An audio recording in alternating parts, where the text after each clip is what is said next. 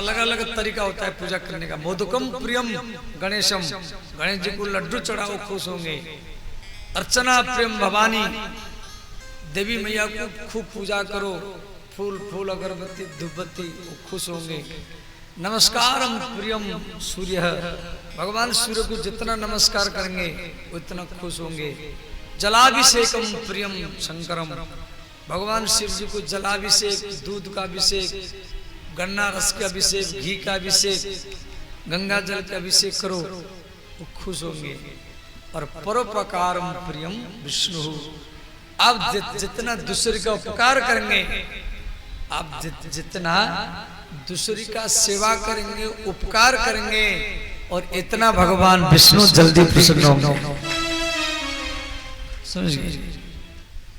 तो श्री एक बार वृकासुर नाम के राक्षस था, नारद जी को पूछा समाज में कौन सा देवता जल्दी प्रसन्न होता है? नारद जी बोले भगवान शिव ही प्रसन्न होते हैं। वृकासुर ने 6 दिन में भगवान शिव जी को प्रसन्न किया। भगवान शिव और पार्वती दोनों प्रकट हुए। शिव जी बोले वरदान मांगो।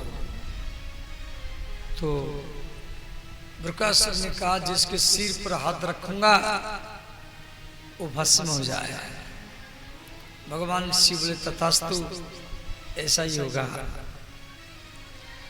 अब इसका नाम पड़ गया भस्मासुर। पहले नाम था वृकासुर, अब हो गया भस्मासुर। अब भस्मासुर सोचा भगवान शिव वरदान दिए, वरदान काम करता कि नहीं करता कैसे मालूम पड़ेगा? पहले मैं शिव जी के सिर पर हाथ रखूंगा, शिव जी भस्म हो जाएंगे तो पार्वती को लेकर भाग जाएंगे। और जैसे शिव जी के सिर पर हाथ रखा, हाथ रखने के लिए गया, भगवान शिव पार्वती को लेकर भागे सीधा वैकुंठ लोक। भगवान नारायण कई पुराण में है जो सुंदर स्त्री के रूप में आए, परंतु भागवत में दिया गया है ब्रह्मचारी के रूप में आए। ब्रह्मचारी के रूप में भगवान नारायण आए। भस्मासुर को बोले कहाँ जा रहा है? भस्मासुर ने कहा शिव जी वरदान दिए हैं, परीक्षा करूंगा। ब्रह्मचारी ने कहा परीक्षा करना है तो अपने हाथ को अपने सिर पर रख लो। भस्मासुर ने कहा मैं भस्म हो जाऊंगा। ब्रह्मचारी ने कहा अरे भस्म तो बाद में होगा, पहले गर्म होगा, फिर धुआं निकलेगा, फिर आग निकलेगा, फिर भस्म होगा। तो यहां तक तो हाथ ला, यहां तक हाथ लाया, ना गर्म लग रहा है, ना धुआं निकल रहा है, ना आग कुछ नहीं हो रहा है। तो ब्रह्मचारी ने कहा ये वरदान काम नहीं कर रहा है, अब तू इतना निकट ले आया तो सटा दो। और जैसे वो सटा दिया वो तुरंत भस्म हो गया, राख बन गया। भगवान महादेव, भगवान विष्णु शिव जी को बोले देखो थोड़ा सोच विचार करके वरदान देना करो। शिव जी बोले वैकुंठनाथ यदि मैं सोच विचार करके वरदान दूंगा तो मुझे भोलानाथ कौन कहेगा? बोले श्री भोलेनाथ भगवान की जय। भगवान शिव भोला है, अति उदार है, वो सब कुछ दे देते हैं। समझ गए? स्वयं स्मशान में रहते हैं और सब कुछ दे देते हैं। हमारी भारत में भगवान महादेव 12 ज्योतिर्लिंग के रूप में रहते हैं। ऐसे तो हर गांव में शिवलिंग है, हर शहर में, और होना ही चाहिए। जिस गांव में शिवलिंग नहीं है उसी गांव में रहना भी नहीं चाहिए। और तो श्री 12 ज्योतिर्लिंग की कथा तो ये तो शिव पुराण की कथा है, तो थोड़ा सा मैं संक्षिप्त में बोल दे रहा हूं। क्यों? अब 12 ज्योतिर्लिंग का दर्शन करने के लिए जाएंगे तो कई महीना समय लग जाएगा। तो 12 ज्योतिर्लिंग का दर्शन करके आएंगे, जितना लाभ मिलेगा और वही लाभ आपको भागवत में ही मिल जाएगा। महाकाल महाकाल ओम नमो शिवाय। महाकाल महाकाल ओम नमो शिवाय। महाकाल ज्योतिर्लिंग उज्जैन में है। मृकुंड ऋषि की तपस्या में प्रसन्न होकर के ये शिवलिंग प्रकट हुआ था। समझिए, सोमनाथ सोमनाथ ओम नमो शिवाय। सोमनाथ सोमनाथ ओम नमो शिवाय। सोमनाथ ज्योतिर्लिंग ये सौराष्ट्र में है, गुजरात में है। इंद्र के ये चंद्रमा के भक्ति में प्रसन्न होकर के भगवान प्रकट हुए थे। सोम, सोम माने चंद्रमा, सोम शब्द का अर्थ सोमवार। जैसे रविवार सूर्य के नाम पर, ऐसे सोमवार चंद्रमा के नाम पर। समझिए, तो चंद्रमा के भक्ति में प्रसन्न होकर की ये शिवलिंग सत्ययुग का है। और सोमनाथ मंदिर बहुत सुंदर है। केदारनाथ केदारनाथ ओम नमो शिवाय। केदारनाथ केदारनाथ ओम नमो शिवाय। केदारनाथ ज्योतिर्लिंग ये हिमालय में है। राजा केदार के भक्ति में प्रसन्न होकर के ये शिवलिंग प्रकट हुआ था। विश्वनाथ विश्वनाथ ओम नमो शिवाय। विश्वनाथ विश्वनाथ ओम नमो शिवाय। विश्वनाथ ज्योतिर्लिंग ये काशी में है, बनारसी में।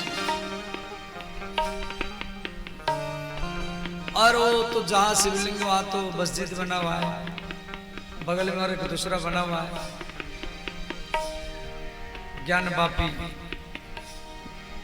वैद्यनाथ वैद्यनाथ ओम नमो शिवाय। वैद्यनाथ वैद्यनाथ ओम नमो शिवाय। वैद्यनाथ ज्योतिर्लिंग देवघर में है। ऐसे वैद्यनाथ ज्योतिर्लिंग दो है, एक महाराष्ट्र में है, एक देवघर में है। तो यहाँ के लोग के लिए ये है और बॉम्बे वालों के लिए उधर है। रावण जो शिवलिंग को लेकर के आकाश में जा रहा था कैलाश से लंका, उसको देवघर में लघु संख्या लगा, वो जमीन पर उतारा। एक बजू नाम का ग्वारिया गैया चरा रहा था, उसको शिवलिंग पकड़ाया, वो लघु संख्या करता रहा। उसकी पेट में जल के देवता वरुण थे, वो दिन भरी लघु संख्या करता रहा, एक तालाब भर गया। अंत में रावण शिवलिंग को लेने के लिए गया तो बालक जमीन पर रख दिया था। तो भगवान ब्रह्मा को बुला करके रावण यहाँ पर ज्योतिर्लिंग को स्थापन किया। उसका दो नाम है, वैद्यनाथ या रामेश्वर ज्योतिर्लिंग। रामेश्वर रामेश्वर ओम नमो शिवाय। रामेश्वर रामेश्वर ओम नमो शिवाय। रामेश्वर ज्योतिर्लिंग ये समुद्र के किनारे में है। भगवान राम लंका के ऊपर विजय पाने के लिए सेतुबंध बनाने के बाद में वहां रामेश्वर ज्योतिर्लिंग स्थापन किए।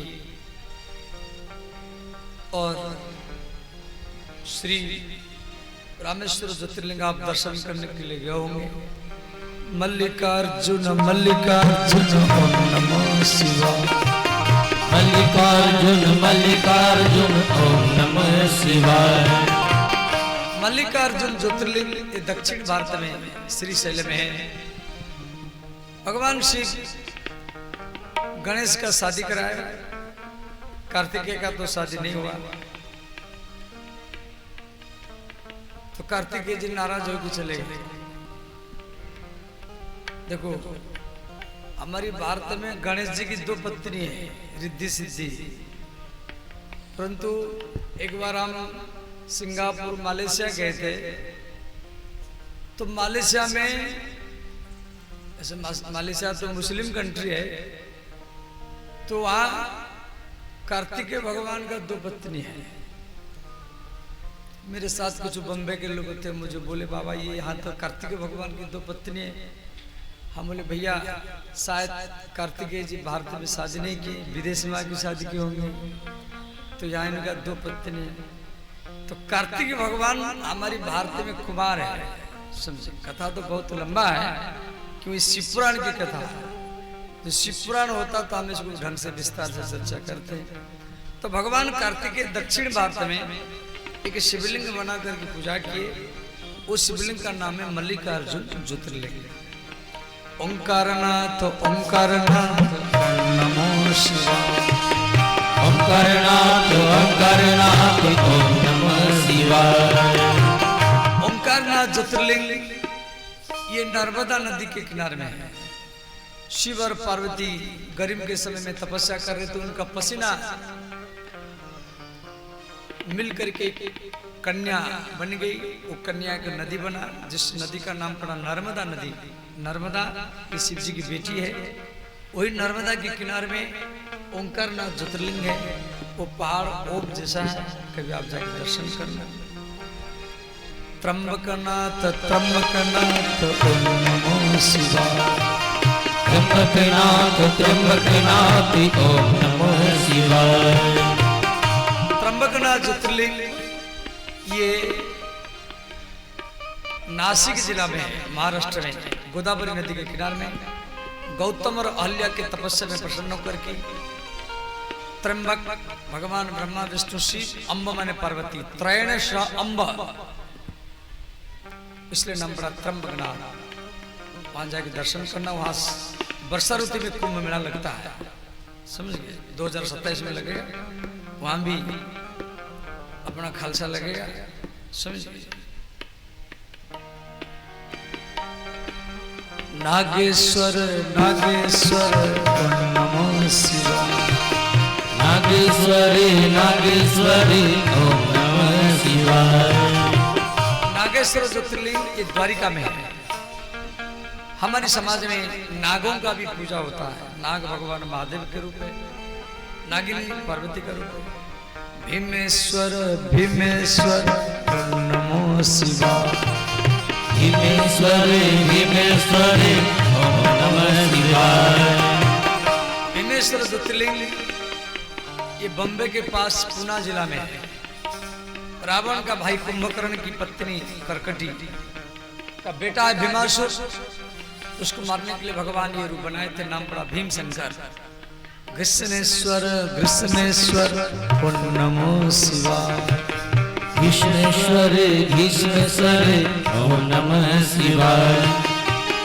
कृष्णेश्वर ज्योतिर्लिंग ये महाराष्ट्र के औरंगाबाद जिला में है। देवी पार्वती कुमकुम घिस रही थी मांग भरने के लिए, जैसे माता लोग मांग भरती हैं, तो कुमकुम एक शिवलिंग बन गया। कथा तो बहुत लंबा है, केवल इतना ही हम श्रवण कर रहे हैं। तो नाम पड़ा कृष्णेश्वर। ये 12 ज्योतिर्लिंग है जो आप श्रवण कर चुके हैं। इसके अतिरिक्त ऐसे नेपाल में पशुपतिनाथ है, वो ज्योतिर्लिंग में नहीं है। और जम्मू कश्मीर में अमरनाथ है। जो अमर कथा हम सुन रहे हैं भागलपुर के TNB कॉलेजिएट स्कूल में, पहले कथा भगवान अमरनाथ, वहां पर पार्वती को सुना है, नाम पड़ा अमरनाथ। अमरनाथ अमरनाथ ओम नमः शिवाय। अमरनाथ अमरनाथ ओम नमः शिवाय। भगवान शिव वृंदावन में स्त्री के रूप में रहते हैं। शिव जी वृंदावन के बाहर में वो शिव जी के रूप में रहते हैं। वृंदावन के भीतर में भगवान महादेव स्त्री के रूप में, गोपी के रूप में रहते हैं। इसलिए शिव जी का नाम पड़ा गोपेश्वर। गोपेश्वर गोपेश्वर ओम नमो शिवाय। गोपेश्वरी गोपेश्वरी ओम नमः शिवाय। चित्रकूट में अत्रीश्वर है और अयोध्या में नागेश्वर शिवलिंग जो सरजू नदी के किनारे में है, आप देखे होंगे। और श्री भगवान महादेव एक बार हिरण के रूप में घूम रहे थे। उनकी 3 सिंह था, तो तो ब्रह्मा विष्णु इंद्र वो तीनों सिंह पकड़े, शिव जी गायब हो गए, वो तीनों सिंह तीनों का हाथ में रह गया। तो ब्रह्मा विष्णु और इंद्र तीनों बिहार के मधेपुरा में उस सिंह को गाड़ दिए। ना पड़ा श्रृंगेश्वर महादेव। श्रृंगेश्वर श्रृंगेश्वर ओम नमो शिवाय। सिंहेश्वरी सिंहेश्वरी ओम नमः शिवाय। श्रृंगेश्वर महादेव आप देखे होंगे, वहाँ जो शिवलिंग है वो 3 भाग है, समझ गए? कोई जाना देखना। भारत में ये 2 शिवलिंग है, एक तो ज्योतिर्लिंग में त्र्यंबकनाथ, वहाँ एक योनि में 3 लिंग है, और यहाँ श्रृंगेश्वर में। और ये 12 ज्योतिर्लिंगों के 12 उपलिंग है। 12 ज्योतिर्लिंग है और इनके 12 उपलिंग है। जैसे केदारनाथ जो हिमालय में है, उनका उपलिंग है मथुरा में भूतेश्वर। श्री विश्वनाथ जो काशी में है, और उसका उपलिंग है चित्रकूट में अत्रिश्वर महादेव। श्री वैद्यनाथ ज्योतिर्लिंग है देवघर में, और उसका उपलिंग कहाँ है? ना भागलपुर में है, बुद्धेश्वर महादेव। बुद्धेश्वर बुद्धेश्वर ओम नमो शिवाय। बुद्धेश्वर बुद्धेश्वर ओम नमः शिवाय। बुद्धेश्वर बुद्धेश्वर ओम नमो शिवाय। बुद्धेश्वर बुद्धेश्वर ओम नमः शिवाय। बुद्धेश्वर शिवलिंग है, इसको हम लोग बूढ़ानाथ बोलते हैं। बूढ़ा माने वृद्ध, ईश्वर बुद्धेश्वर। गंगा के किनारे में ये शिवलिंग विराजमान है। बुद्धेश्वर शिवलिंग की कथा शिव पुराण में दिया गया है। ये वैद्यनाथ ज्योतिर्लिंग का उपलिंग है। ओम नमः शिवाय ओम नमः शिवाय ओम नमः शिवाय ओम नमः शिवाय ओम नमः शिवाय ओम नमः शिवाय ओम नमः शिवाय ओम नमः शिवाय। बम बम बम भोले ओम नमः शिवाय। बम बम बम भोले ओम नमः शिवाय। हर हर महादेव सब गाइए।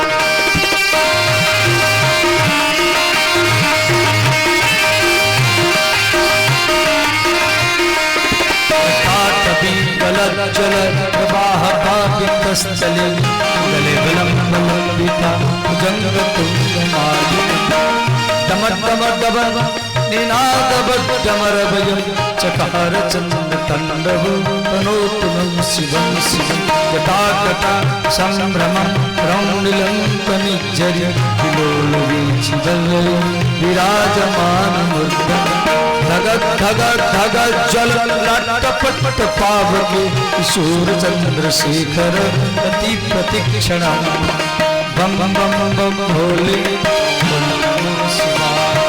बम बम बम भोले ओम नमः शिवाय। बम बम बम भोले ओम नमः शिवाय। बम बम बम भोले ओम नमः शिवाय।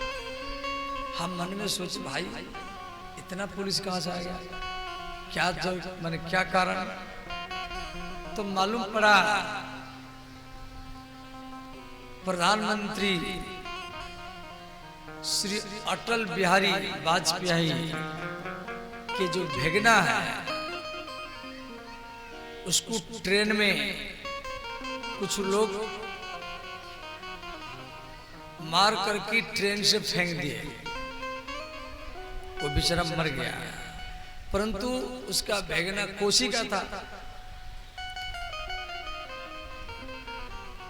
तो उनकी जो बहन थी वो कोसी का थी, वो डायरेक्ट फोन कर दिया। प्रधानमंत्री अटल बिहारी वाजपेयी उस टाइम में प्रधानमंत्री में थे, पद में, जो एकमात्र भेगना है उसको कोई काट करके मार के ट्रेन से फेंक दिया। अब प्रधानमंत्री आ रहे हैं तो चारों तरफ प्रशासन आ गया। अच्छा, यदि उसको हमें उसके घर कई बार भी गए, तो हम रहे हो, तो हमको मालूम नहीं था ये प्रधानमंत्री की बहन है। तो ऐसे ही सुदामा का परिचय यहां पर दिया जा रहा है। कृष्ण स्यासिति सखा, कृष्ण का एक मित्र है जो गुजरात के पोरबंदर वृंदापुर गांव में रहता था। ऐसा घुमा करके परिचय दे दिया, 5 विशेषण लगा गया सुदामा के लिए। क्या? ब्राह्मणः ब्रह्मवित्तमः, सुदामा जी तो ब्राह्मण थे और साथ में ब्रह्मवेता थे। ब्रह्मवेता, ब्रह्मवेद का अर्थ है वो ब्रह्म को, वीत माने धन, वो ब्रह्म को अपना धन मानते थे, और रुपया को अपना धन नहीं मानते थे।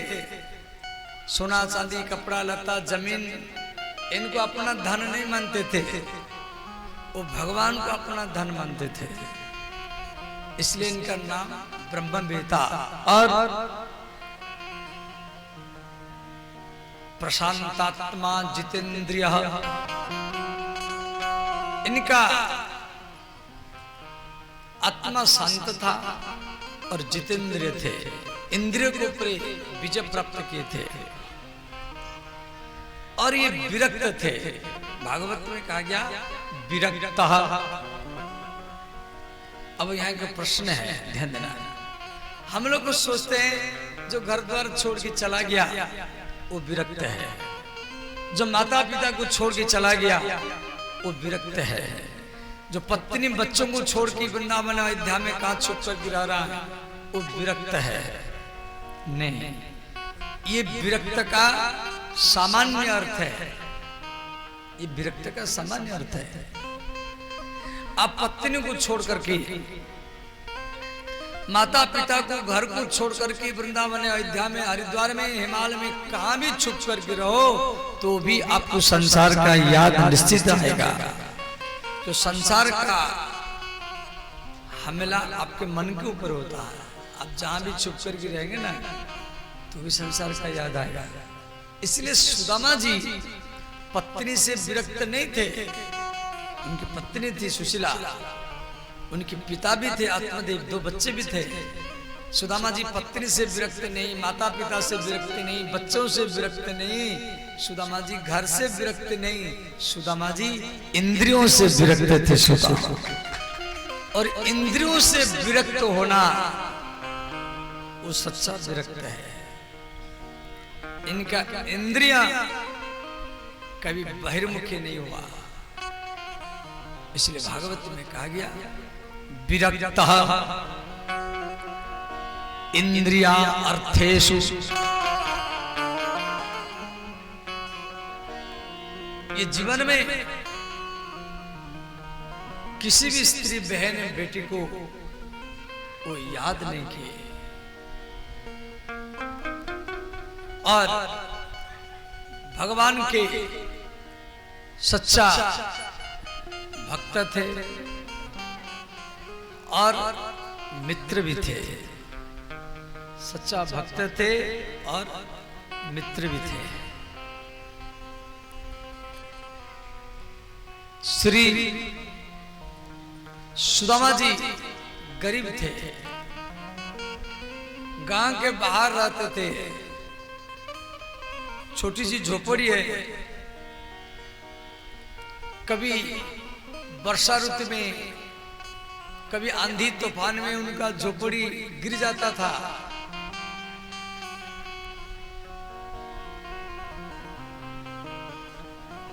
घर में फटा बोरी बिछा करके रहते थे। ठंडी में ओढ़ने के लिए ना चद्दर है ना कंबल है।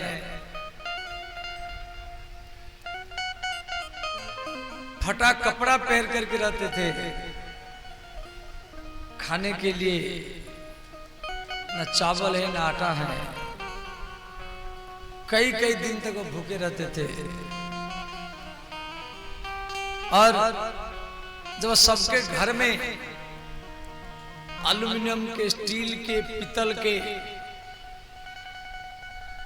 थाली कटोरी ग्लास सबके घर में है, सोने चांदी के हैं, एल्युमिनियम, स्टील, पीतल के, कांसे के हैं। तो सुदामा जी के घर में मिट्टी के थाल, मिट्टी के कटोरी, मिट्टी के ग्लास। जब सब अपने घर में प्रकाश करते थे, लाइट जलाते थे। सुदामा के घर में दीपक जलाने के लिए तेल नहीं, लालटेन डिबिया जलाने के लिए मिट्टी तेल भी नहीं है। और इतना गरीब में रहने पर भी सुदामा जी संतोषी थे, वो भीतर से संतोषी थे। प्रशांतात्मा जितेंद्रिय श्री सुदामा जी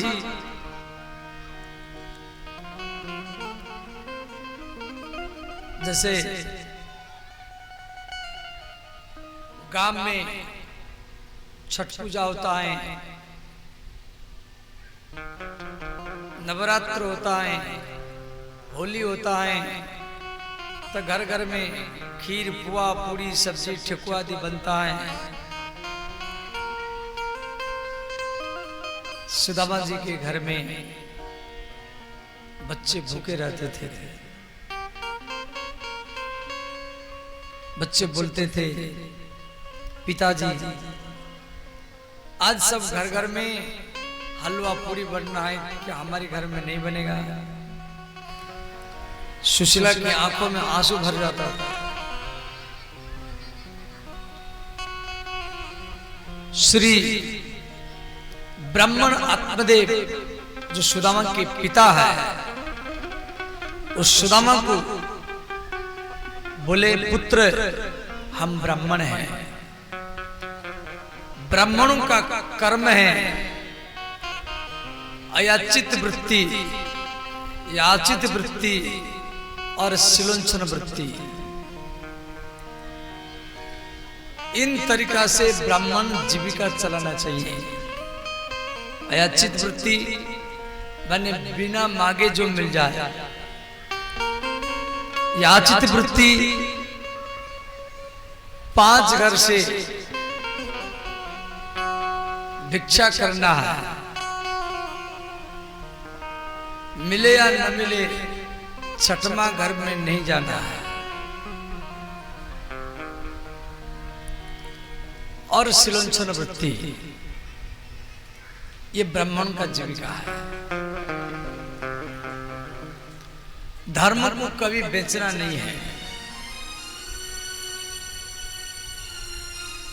कोई यज्ञ अनुष्ठान या पिंडदान, श्राद्ध, ब्याह शादी कराए, रुपया के लालसा से पिंडदान, शादी, मां मृत्युंजय पाठ आदि नहीं करना है।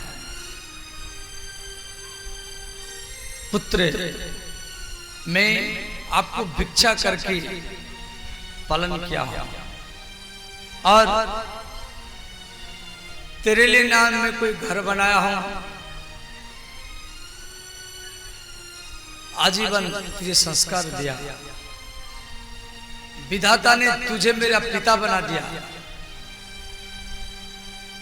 सुदामा के पिताजी कह रहे हैं सुदामा को पुत्र विधाता मुझे तेरा पिता बनाया, मुझे तेरा पिता बनाया, परंतु तेरा आचरण, तेरा स्वभाव, तेरा चरित्र जो मैं याद करता हूं तो मैं मन में सोचता हूं यदि आप ही मेरे पिता होते तो अच्छा ही होता।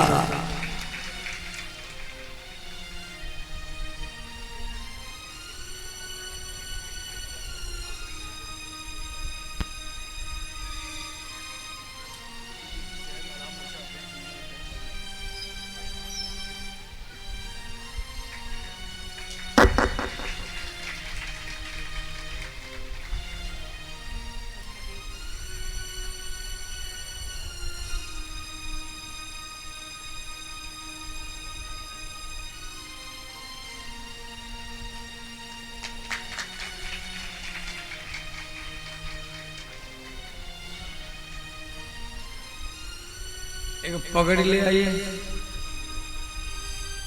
माता जी नगर अध्यक्ष है आप? अच्छा लो।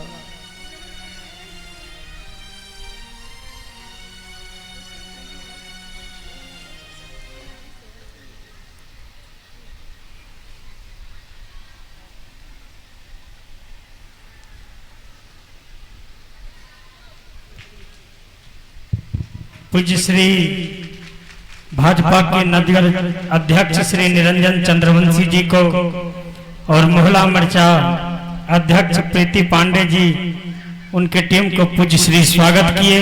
इनके नाम से जोरदार तालियां का स्वागत है। और कौन है दूसरा? निरंजन बाबू आएंगे।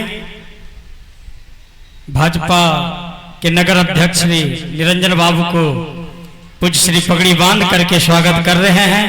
इनके नाम से जोरदार तालियां का स्वागत है।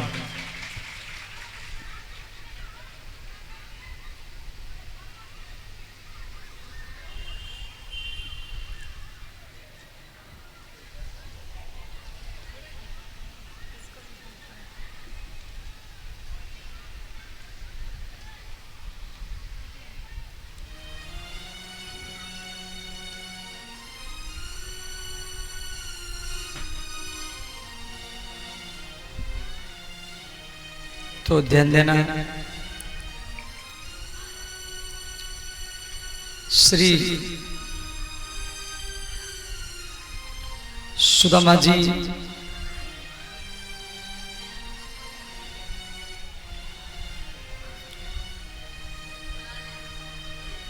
इस प्रकार जिंदगी बिताते थे। तो ब्राह्मण आत्मदेव अब मृत्यु के शैया में पड़े हैं, मरने वाले। कृष्णाय वासुदेवाय देवकी नंदनाय च नंद गोप कुमाराय गोविंदाय नमो नमः। ब्राह्मण आत्मदेव शरीर त्याग किए। तो श्री सुदामा जी गरीब थे। साधारणतः समाज में जो गरीब होते हैं उनका साथ सब व्यक्ति नहीं देता है। समाज उसका साथ देता है जो धनवान हो, जो बलवान हो, जो प्रतिष्ठावान हो। सुदामा जी के घर में उनके रिश्तेदार आना भी पसंद नहीं करते थे। श्री सुदामा जी अपने पिता के शरीर को गोदी में लेकर के स्मशान चले गए। गरुड़ पुराण में दिया गया है, जो माता पिता बच्चा को जन्म दिए, पालन किए, गोदी में बैठा कर खिलाए पिलाए और माता पिता मरने के बाद पुत्र उनके शरीर को कंधा में लेकर के जब गंगा के किनारे में जाता है तो उसको हर पग पग में अश्वमेध यज्ञ का लाभ मिलता है। सुदामा जी इधर उधर से लकड़ी ला करके अपने पिता का संस्कार किए।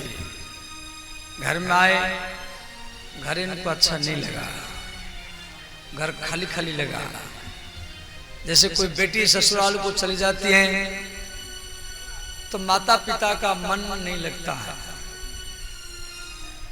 ऐसे पुत्र जब माता या पिता का शरीर को जला करके घर में आता है तो उसको घर भी अच्छा नहीं लगता है। तो श्री सुदामा जी अपने पिता के पिंडदान संस्कार आदि किए। ब्राह्मण 10 दिन में शुद्ध होता है, क्षत्रिय 12 दिन में, वैश्य 15 दिन में, शूद्र 25 दिन में। श्री देखो पिता 90 वर्ष का हो, पिता 90 वर्ष का हो और पुत्र 60 वर्ष का हो तो भी पिता के नजर में पुत्र बालक होता है, भले वो 60 वर्ष का है। यदि 60 वर्ष के पुत्रों को मान लो गांव के समाज के लोग कुछ दंड देना चाहते हैं, पंचायत जुड़ा गया, उसको समाज से अलग कर दिया जाए, उसके साथ कोई बात नहीं करेगा, उसके घर में कोई नहीं जाएगा, और उस समय वृद्ध पिता को जब मालूम पड़ता है, वृद्ध पिता उस समाज में आगे हो जाता है,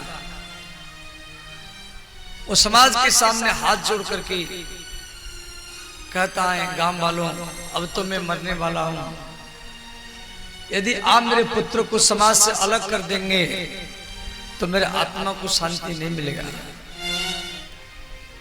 यदि मेरा पुत्र कुछ गलत काम किया है, आज मैं अपने पुत्र के तरफ से सारा गांव वालों के चरण में प्रणाम करके सबको क्षमा ही मांग रहा हूं।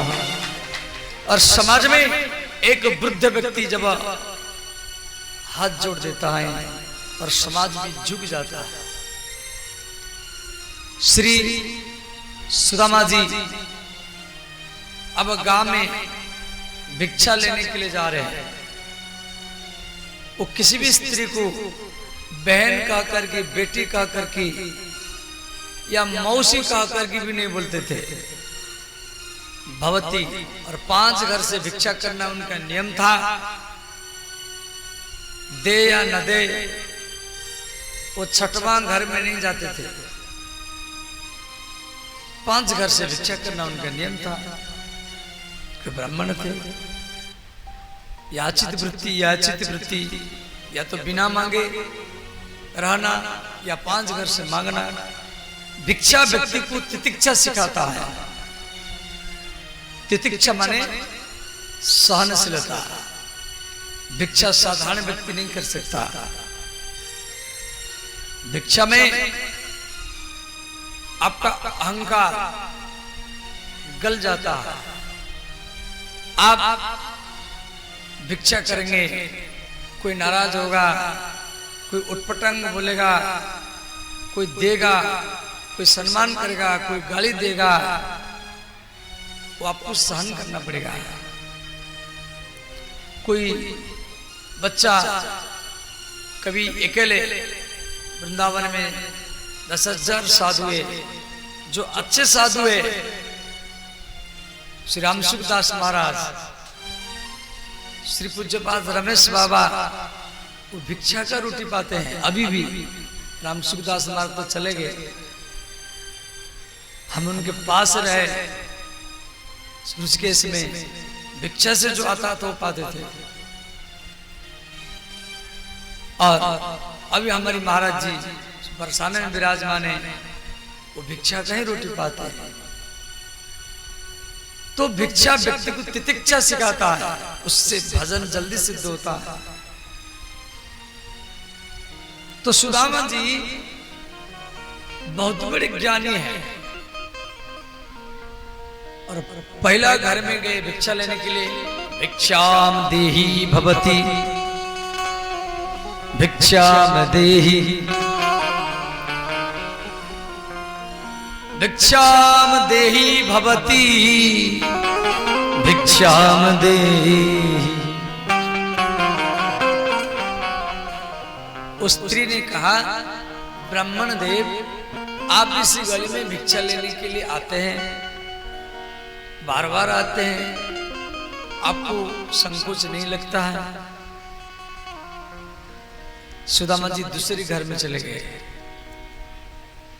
उस स्त्री ने कहा, ब्राह्मण देव, आज मेरे घर में कुछ नहीं है, आप कल आना, कल मैं आपको भिक्षा दूंगी। तीसरे घर में पहुंचे और संजोग में उस स्त्री घर में नहीं थी। चौथा घर में पहुंचे, उस स्त्री अपने बालक को भेज करके मना कर दी। सुदामा को 4 घर से भिक्षा नहीं मिला, सिर्फ एक घर रह गया। वो 5वां घर में जाके खड़े हैं, दरवाजे के बाहर में खड़े हैं। भिक्षाम देहि भवती भिक्षाम देहि। सुदामा जी बोले, हे अन्नपूर्णा, हे महालक्ष्मी, आपके गांव का ब्राह्मण सुदामा आपके दरवाजा में एक मुट्ठी भिक्षा के लिए खड़ा है। 5 घर से भिक्षा करना मेरा नियम है और 4 घर से मुझे भिक्षा नहीं मिला है। ये मेरा अंतिम घर है। यदि मेरे झोली में आप एक मुट्ठी भिक्षा डालेंगे तो आज ब्राह्मण के घर में रुचि होगा। उस स्त्री ने क्या की, किवाड़ बंद कर दी। सुदामा जी जा रहे हैं अपनी घर को। उधर द्वारिका में भगवान कृष्ण उदास में बैठे हैं। तो देवी रुक्मिणी प्रश्न किया, हे नाथ, आप इतना उदास क्यों हैं? भगवान कृष्ण बोले, देवी, मेरा एक भक्त है और मेरा मित्र भी है। मेरा भक्त भी है और मित्र भी है। हम दोनों उज्जैन नगर में गुरु संदीपनी के विद्यालय में एक साथ में खाना, सोना, रहना। और मेरा मित्र गुरुकुल का सबसे मेधावी छात्र था। मेरे गुरु संदीपनी कोई भी प्रश्न करते थे, प्रथम उत्तर मेरा मित्र करता था। उसको ऋग्वेद, यजुर्वेद, सामवेद, अथर्ववेद सब याद है। परंतु आज वो गांव में भिक्षा लेने के लिए गया, उसकी झोली खाली है। रुक्मिणी बोली, भगवान, उसकी झोली खाली है। भगवान बोले, देवी, झोली तो खाली है, परंतु उसकी जो पत्नी है सुशीला, वो अपनी झोपड़ी में चूल्हा के ऊपर हांडिया रख करके जल गर्म करके बैठी है। वो दरवाजा में बार बार पति को देख रहे हैं। इस प्रकार कृष्ण और रुक्मिणी दोनों द्वारिका में बात कर रहे हैं और इधर सुदामा जी अपने घर में पहुंच गए। सुशीला देखा झोली में एक भी चावल नहीं है। सुशीला आग बुझा दिया। दोनों बच्चे बोले, माता, तू रोषेई करने के लिए जा रही थी, आग क्यों बुझाया? सुशीला ने कहा, बेटे, आज आपके पिता को भिक्षा नहीं मिला है।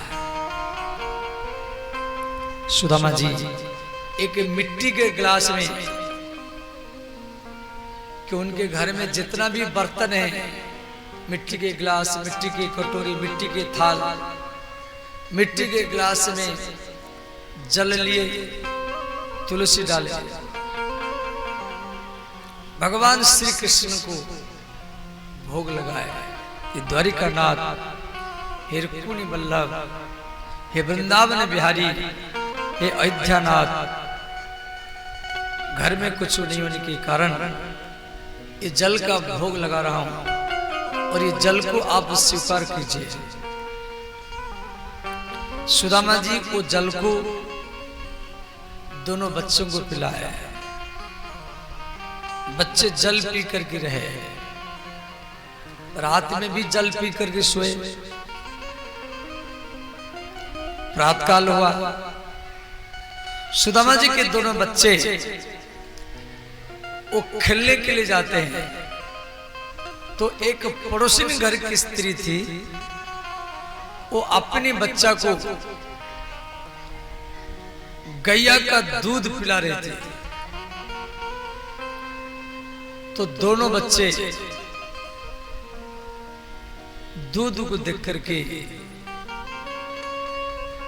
सुशीला के पास आए, बोले माता हमको दूध चाहिए। सुशीला एक पड़ोसी के घर में गई, बोली बहन मुझे एक मुट्ठी आटा चाहिए।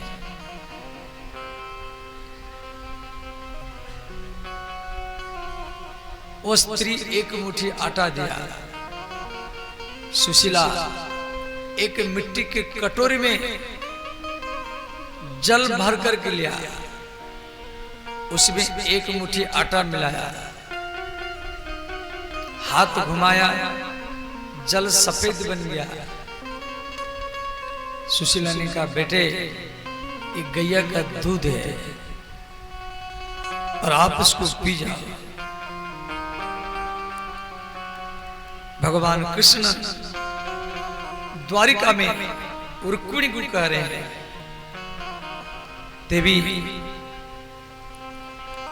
मेरा मित्र दूध नहीं होने के कारण उसकी पत्नी जल में आटा मिला करके अपने बच्चों को पिला रहा। कृष्णस्यासिति सखा कश्चित् ब्रह्मणो ब्रह्मवित्तमः। श्री सुदामा जी कभी कभी बाजार में भी जाते थे, जैसे सब्जी का हाट, सब्जी का पेट, तो सुदामा जी के पास से रुपया नहीं, वो सब्जी क्या खरीद करेंगे। किसी पेड़ के नीचे बैठ करके गीता रामायण भागवत पाठ करते थे, गायत्री मंत्र का जाप करते थे। जब संध्या को सब्जी दुकान वाले सड़ा हुआ आलू, सड़ा हुआ बैगन, सड़ा हुआ गोभी, सड़ा हुआ टमाटर फेंक देते थे, दुकान बंद करके चले जाते थे। सुदामा जी झोली लेकर के उन सड़े हुए सब्जियों को इकट्ठा करते थे। किसी दुकान वाला के मन में जब दया आती थी, आखिरी में मेरे गांव का ब्राह्मण है, ब्रह्म बेता है, ब्रह्म ज्ञानी है, दिन भरी भजन करता है, भागवत रामायण गीता गायत्री मंत्र जाप करता है, हरे कृष्ण हरे राम, रुपया नहीं होने के कारण सड़ा हुआ सब्जी के लेके जाता है। तो कोई दुकान वाला सुदामा जी के झोली में एक दो आलू डाल देता था, सुदामा जी प्रसन्न हो जाते थे, कृष्ण को याद करते थे, गोविंद मेरे झोली में आलू डाला है, सब्जी डाला है, इसके ऊपर कृपा बना रखना। सुदामा जी वो सड़े हुए सब्जियों को लेकर के घर में जाते थे और चाकू से काटते थे, और उसमें जो अच्छा सब्जी निकलता था रोसे बना करके भगवान का भोग लगाते थे। कोई अतिथि साधु संत आ जाए उसको भी पवाते थे, उसके बाद में पाते थे। भगवान कृष्ण रुक्मिणी को कह रहे हैं द्वारिका में देवी, द्वारिका में 56 प्रकार का भोग लगता है, परंतु 56 प्रकार के भोग में मुझे इतना प्रसन्नता नहीं है जितना सुदामा के सड़े हुए सब्जी में ही प्रसन्नता है। सुदामा जी की खेती कैसा है? सुदामा जी की कोई खेत नहीं है। जैसे किसान लोग धान है, गेहूं है या मकई है, वो खेत से ले आते थे, तो सुदामा जी एक टोकरी लेकर के उनके खेत में जो धान गेहूं या मकई पड़ा रहता था, उसको भागवत में कहा गया सिलोंछन वृत्ति। इसी वृत्ति से भगवान जल्दी प्रसन्न होते हैं, उसका नाम है सिलोंछन वृत्ति, शिला, परंतु बिहार की भाषा में उसको बोलते लोढ़ा। सुदामा जी लोढ़ा इकट्ठा करके जीविका चलाते थे। तो एक शास्त्र ज्ञानी एक किसान था। शास्त्र का नियम है, किसान कोई भी धान गेहूं मकई इकट्ठा करता है तो थोड़ा सा अनाज कोई मंदिर के लिए हो या कोई साधु संत ब्राह्मण के लिए हो निकाल देना चाहिए। इससे खेत जुताई करते समय जो कीड़ा मकोड़ा आदि सब मर जाते हैं, मेढक आदि, उन पाप से छुटकारा हो जाता है और उसका धन भी तेजी से बढ़ता है। तो वह किसान शास्त्र ज्ञानी था। वो मन में सोचा सुदामा मेरा गांव का ब्राह्मण है, उसका कोई खेती नहीं है। तो किसान सुदामा को बुलाया, ब्राह्मण सुदामा आजकल क्यों नहीं आते हैं? आजकल गांव में आप क्यों नहीं आते हैं? सुदामा जी बोले भैया आजकल मैं खेती से लोढ़ा इकट्ठा करके जीविका चला लेता हूं। वो किसान ने कहा मैं थोड़ा सा अन्न दान कर रहा हूं, आप उसको ले जाओ। सुदामा जी झोली फैला करके खड़े हैं।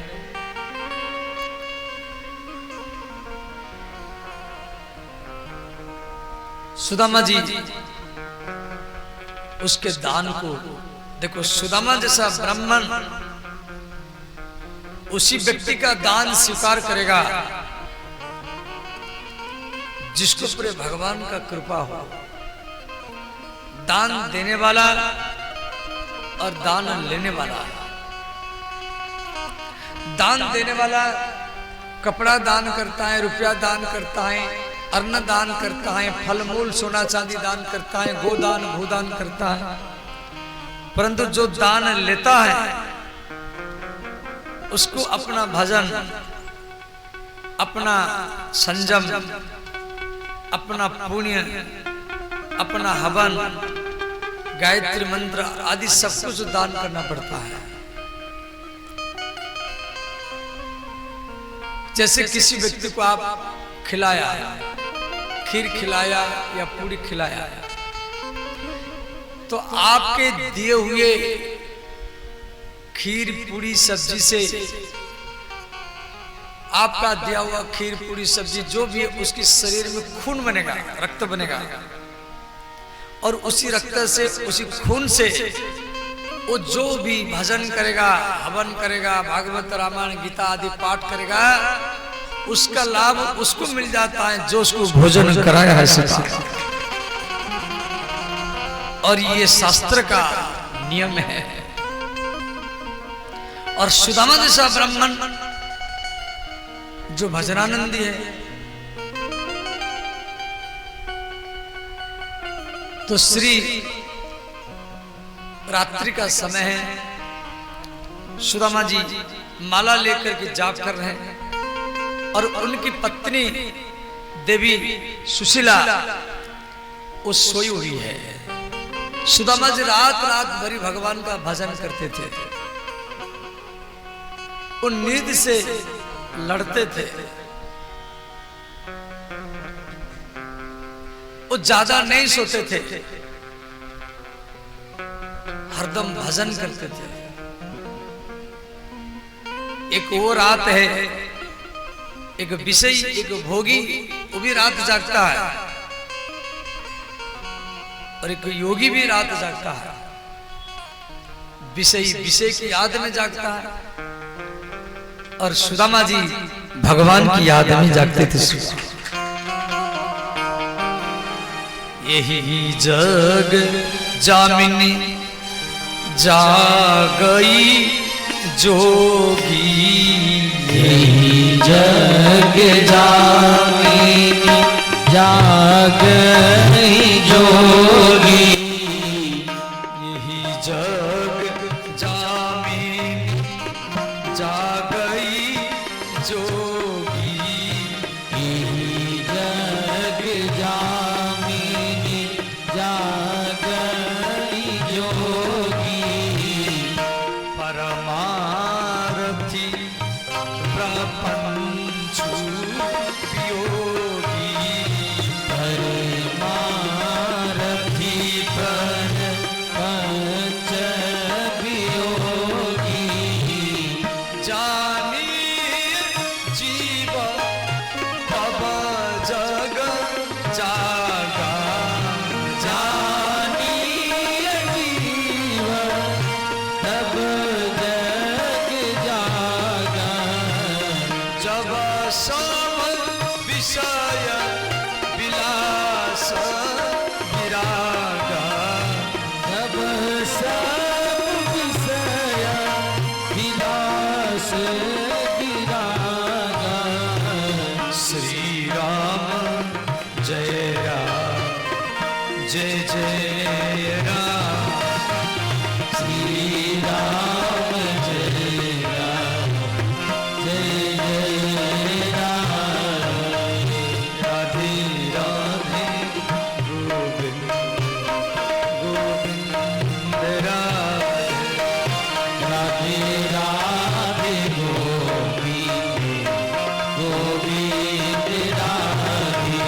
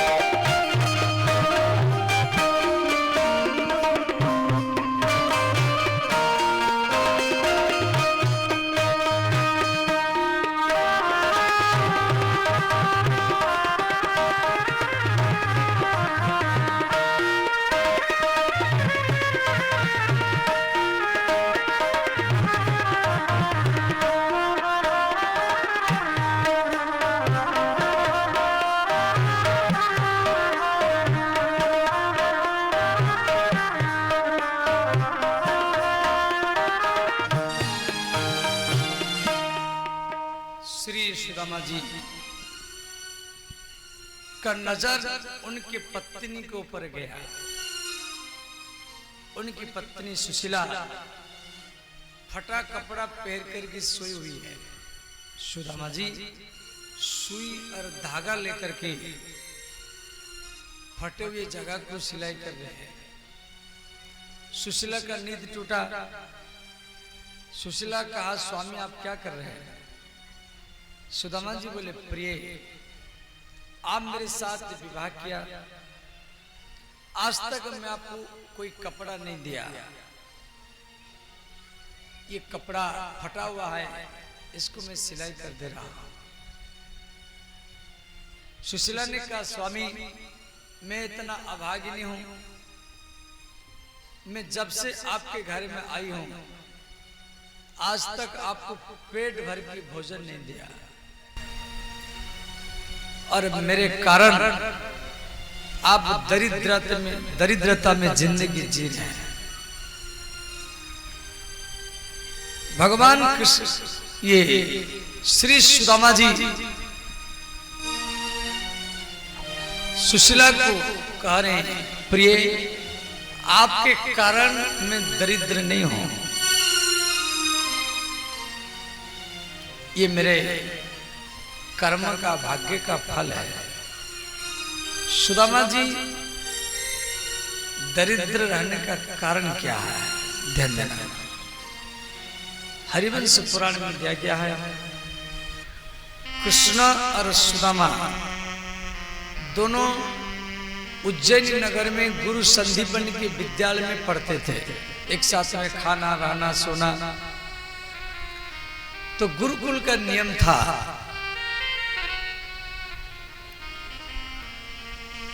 जो विद्यार्थियों से कुछ सेवा लिया जाता था। आज भी वृंदावन में जितना भी आश्रम है, जितना भी विद्यार्थी रहते हैं वो कोई ना कोई काम करते हैं, उनसे रुपया नहीं लिया जाता है, परंतु गैया चराना, कंडा थापना, प्रसाद बांटना, आरती करना, ये सब काम उनसे लिया जाता है। तो श्री गुरु संदीपनी सुदामा को और कृष्ण को बोले कि देखो रसोई के लिए लकड़ी नहीं है, आप लकड़ी लेने के लिए जाओ, सूखी लकड़ी लाना। तो संदीपन की पत्नी एक मुट्ठी चना सुदामा को दिया और एक मुट्ठी चना कृष्ण को दिया। का भूख लगेगा तो खा लेना। भगवान कृष्ण तो अंतर्यामी है, उनको मालूम था। श्री कृष्ण सुदामा को बोले मित्र मेरे बट की जो चना है उसको अपने पास में रखो, तो भूख लगेगा तो खाएंगे दोनों। दोनों कृष्ण और सुदामा जंगल में लकड़ी लेने के लिए गए और दोनों अलग अलग जगह में लकड़ी इकट्ठा किए और भयंकर बारिश हुआ। और इतना बारिश हुआ चारों तरफ पानी पानी भर गया।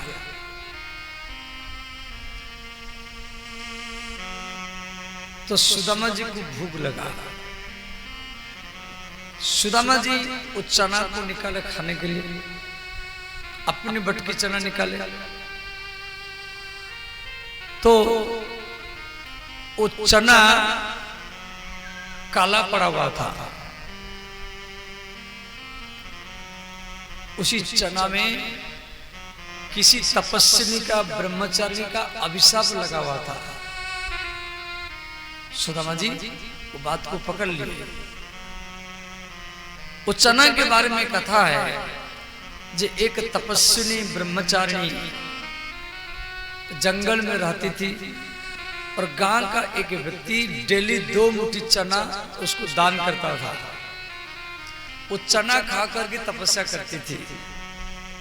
तो वह तपस्विनी वो चना को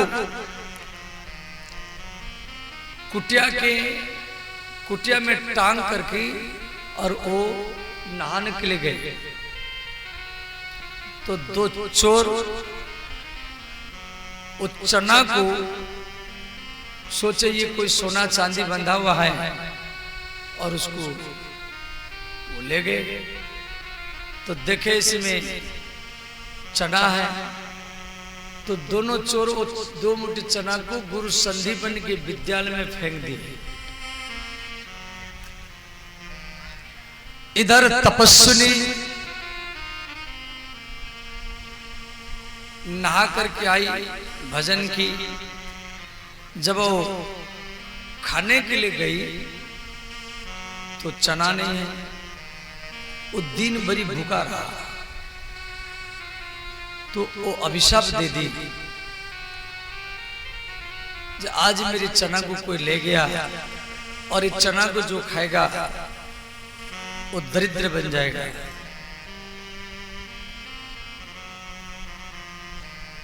तो उसी चना को संदीपन की पत्नी कृष्ण सुदामा को दी थी। सुदामा जी अपने बट की चना निकाले, वो समझ गए इसमें अभिशाप लगा हुआ है, वो अपना बट की चना पा गए। अब रहा कृष्ण के बट की चना, वो भी सुदामा के पास में है।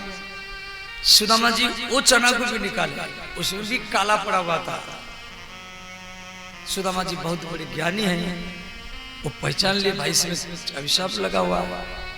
सुदामा जी मन में सोचे कृष्ण मेरा मित्र है और कृष्ण ये चना को पाएंगे तो दरिद्र बन जाएंगे। मैं दरिद्रता में जिंदगी बिता लूंगा परंतु मैं कृष्ण को दरिद्र बनने नहीं दूंगा। सुदामा जी जान करके उस चना को वो भी पा गए, अपनी बट की चना और कृष्ण के बट की चना दोनों मुट्ठियों पाए। इधर श्री कृष्ण आए, वर्षा समाप्त हो गया तो कृष्ण सुदामा को बोले मित्र गुरु माता चना दी थी, निकालो पाएंगे। सुदामा जी बोले कृष्ण वो चना में पा गया हूं, मैं गुरु माता से ला करके आपको खिला दूंगा। भगवान कृष्ण बोले मित्र कभी अकेला खाना नहीं चाहिए, अकेला खाने वाला व्यक्ति दरिद्र बनता है और बांट कर ही खाने वाला व्यक्ति धनवान ही बनता है। और ये बात को सुदामा जी अपनी पत्नी को बता रहे हैं। और ये बात को सुदामा जी अपनी पत्नी सुशीला को बता रहे हैं। या श्याम है कि नहीं? यहाँ इस बच्चों को बोलो यहां से हटा दो, बार बार बात करते हैं। यहाँ कोई बच्चा नहीं बैठा।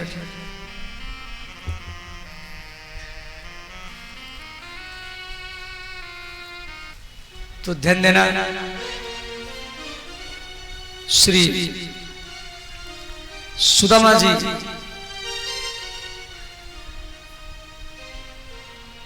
दरिद्र रहने का यही दो कारण है, वो अपनी पत्नी को बता रहे हैं।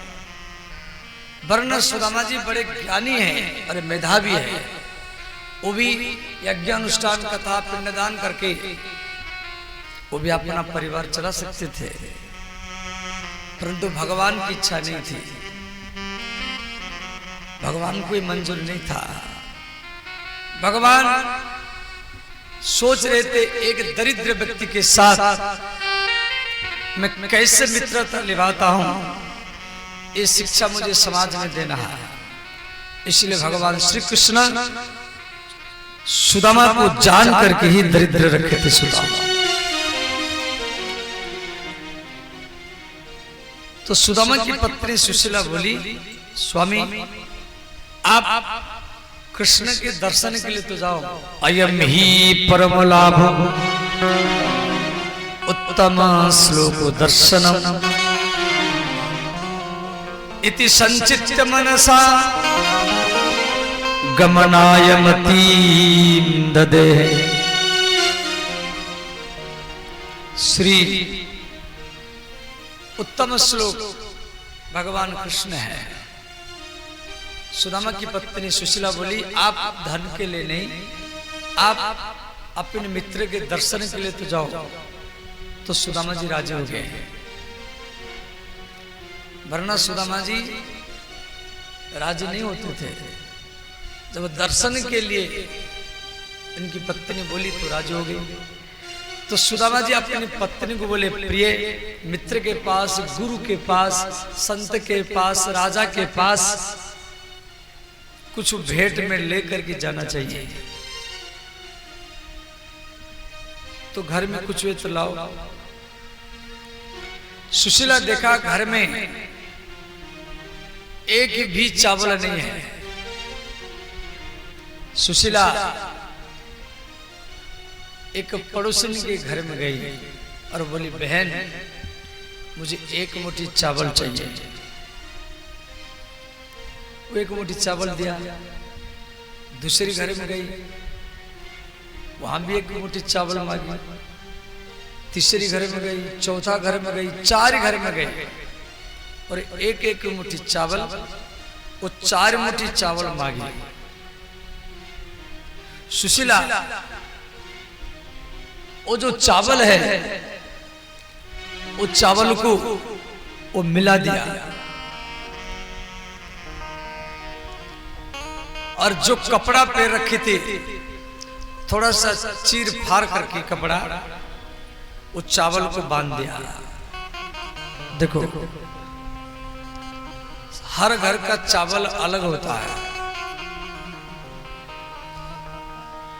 जिसकी चावल सुंदर हो, लंबे हो, अच्छे लगते हो, वो धनवान होता है। जिसकी चावल में कीड़ा कचड़ा हो, वो गरीब होता है। और जिसकी चावल में अरुआ उसना, कीड़ा कचड़ा सब कुछ मिला हुआ हो, वो सुदामा ही होता है।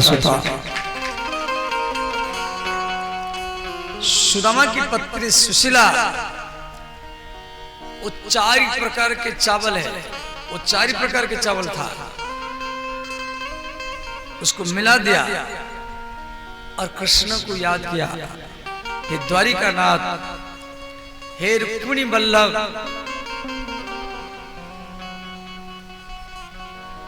कोई आपके भेंट में सोना चांदी कपड़ा लता मिठाई डिब्बा भेजता है और मैं आपकी भाभी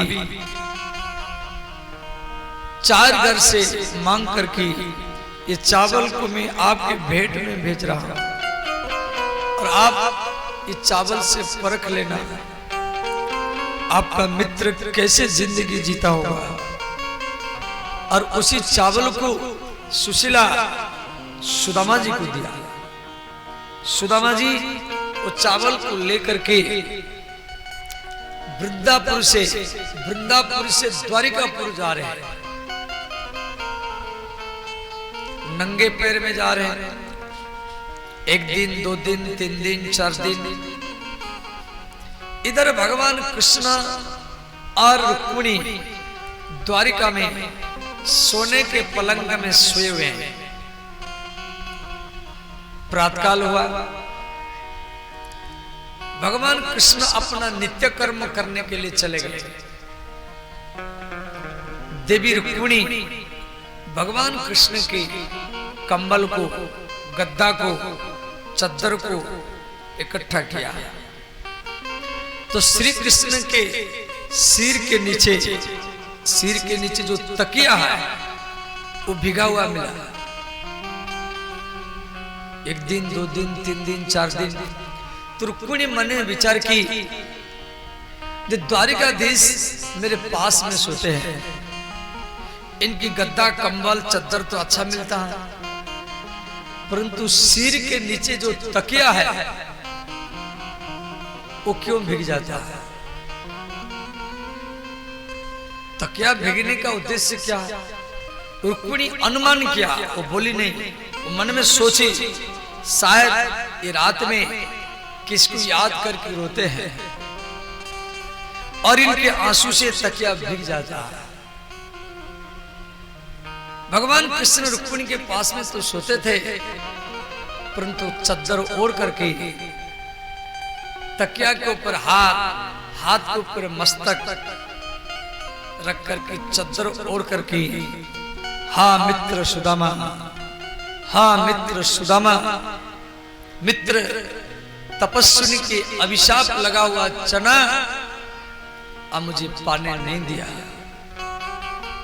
मित्र मेरे दरिद्रता को आप अपने ऊपर ले लिया। मुझे सोने की द्वारिका का मालिक बनाने के लिए और आप मेरे दरिद्रता को आप अपने ऊपर ही